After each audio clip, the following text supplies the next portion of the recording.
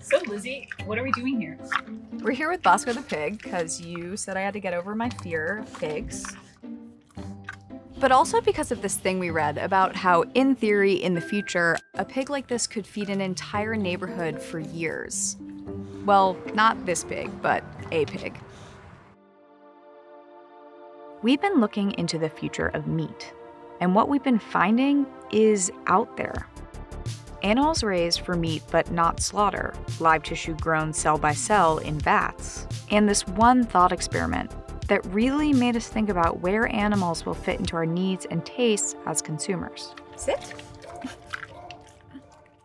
So, a little background on cultured meat or cultivated meat or lab-grown meat. It goes by lots of names. It's the process of taking cells from, say, a cow, a chicken, or a pig and getting them to multiply outside their body in a machine called a bioreactor. It's a way to eat meat without actually eating animals. For the record, we're not talking about plant-based alternatives like Impossible Foods and Beyond Meat. Cell-based meat is actual animal tissue. It's been almost a decade since the first culture meat burger was taste tested on live TV. But there's quite some intense taste. It's close to meat. But it's only in the past 2 or 3 years that research and investment have really taken off. The arguments for and against cultured meat are all over the place. Proponents say that it sidesteps most of the livestock industry's worst problems, like its land and water use, pollution, greenhouse gas emissions, and of course, animal suffering. Cultured meat could put a dent in those issues. Critics point out that it's too early to know how eco-friendly cultured meat will really be at scale, and others argue that instead of spending billions of dollars or more to invent meat that we feel better about eating, we should just stop eating meat altogether. But there's a really specific question tucked into that debate. How might cultured meat change the relationship that meat consumers have with their food? One answer to that question is here at a company called Culture Biosciences. They run a network of bioreactors for hire. So say you're a lab and you need to grow protein or some engineered microbes, you can send your raw materials to Culture and they'll run the entire experiment for you. Can you just tell us a little bit about what we're looking at? Sure, these are a lot of bioreactors. They sort of look like blenders on life support to some degree. The metabolism here is really similar to ours. It's like breathing in air, it's eating things, it's growing more cells. Are they always spinning? They're always spinning, yeah. So it's like they always need to be mixed. So say you want to grow some pork in a bioreactor. You start with a biopsy, a sampling of cells from a pig taken via needle or small incision. You then use some of those cells to establish a cell bank, your go-to reservoir of cells. To start the culturing process, you take a few cells from the bank and add them to a flask with all the nutrients needed to grow and divide. And then you wait. At some point, you have enough density of cells to go into a big bioreactor. Then there's more waiting as the cells double and double and double again until you have enough cells to strain out and turn into food. This takes anywhere from 2 to 8 weeks, depending on what you're growing and how you grow it. So at the end of that process, you have this sort of slurry of cells, right? That's what's coming out of a bioreactor. It's not the most appetizing thing. The easiest food to make with that slurry is something ground up like a sausage. To mimic cuts of meat like a pork chop, you'd need to train different types of cells to grow onto a scaffold. So that's all going to take a lot more R&D. But honestly, it's just one hurdle of many. This whole process needs to get more consistent, automated, and way cheaper than it is now. On top of that, it also needs to be safe. You have all these mammalian cells that are brewing in like literally the perfect environment for a contaminant. Like if you have any bacteria in there, it's literally in a soup that has all the food a bacteria would ever want. Another big hurdle, most animal cells just don't like growing while suspended in a big vat. So you need a lot of bioreactor space to make just a little bit of meat. It's not a small difference. And if you're an order of magnitude less productive, that means you need an order of magnitude bigger facility, more food and materials. So if all those problems get solved, what does the future look like and where do we consumers get our meat from? This is where a few possible scenarios diverge.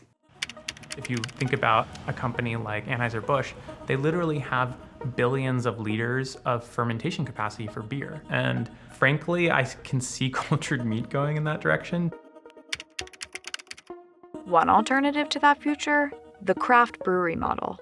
You can imagine there being more craft cultured meat groups that are somehow specializing the way that they're working with the brewing process in order to make slightly different variations that have different, taste differently. And finally, there's the most extreme vision for local meat production, home brewing. You'd have an at-home bioreactor in your kitchen ready to supply you with fresh-grown meat whenever you wanted it. It's hard to imagine, but it's plausible. It would be a really challenging technical feat to pull off.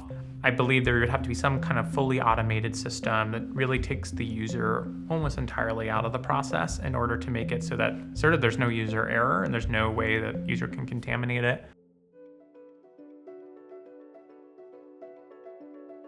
But we wanted to offer one other vision for the future. It's a thought experiment described by a Dutch researcher named Cor van der Velde. About a decade ago, Cor convened some focus groups in the Netherlands to find out how consumers would grapple with cultured meat. They said, well, it's interesting, but isn't it very unnatural? And then someone else inevitably said, yeah, but how natural is our ordinary meat nowadays? And what you noticed was there was a lot of ambivalence about both. So normal meat becomes stranger as cultured meat becomes more normal. Whether the meat was coming from butchers or bioreactors, one thing was clear. The group didn't want their meat coming from one massive company, and one group had a really creative workaround. The pig in the backyard. I don't want to be that close to you, buddy. Here you go. I'm literally covered in dirt. This is the local model of cultured meat, except the starter cells are local too. Say you have a pig that lives in the neighborhood and the community takes care of him. When you wanted some ham, you could go pay a visit to the pig. Hi, buddy. Take a biopsy and bring that home to your at-home bioreactor to grow meat. Alternatively, there could be some sort of butcher who runs a small farm and a bank of bioreactors. Either way, the idea really struck a nerve. It seemed to give a glimpse for people into a world in which they can combine the end of animal suffering, having good relations with animals, having food production close to our homes, and having meat as well. So this combination seemed almost too good to be true. They suddenly did not find it alienating or too technological anymore because it was so close. Again, this is just a thought experiment.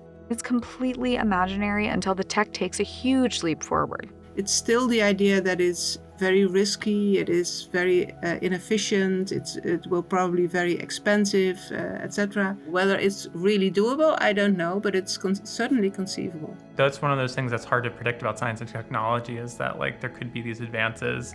As a vegetarian who really likes to eat meat, I would love to partake. While the technology develops, we have this time to ask these big out there questions about the future of meat. And Cor thinks that's crucial. This dualism of technology versus changing our lifestyles is far too simplistic. I think they're always interwoven. But this changing of lifestyles can be triggered by new technology. And cultured meat could well be an example of this. Oh, hello. In this scenario, there's...